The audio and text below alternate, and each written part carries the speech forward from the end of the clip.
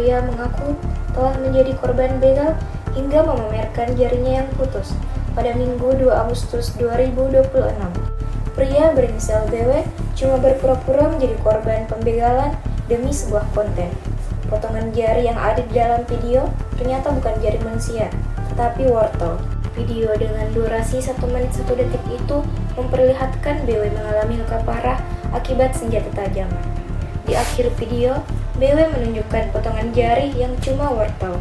Kapolres Pekalongan AKBP Rahmat Yusuf mengatakan BW tidak benar-benar menjadi korban begal. Hasil penyelidikan menunjukkan video tersebut dibuatnya hanya demi sebuah konten. Polisi turut mengamankan sejumlah barang bukti yang ada, berupa sebilah samurai beserta sarungnya dan potongan wortel. BW mengaku membuat konten tersebut dan mengunggahnya di status WhatsApp, kemudian dihapus, tapi telah tersebar luas di media sosial hingga viral pada Minggu 2 Agustus 2026.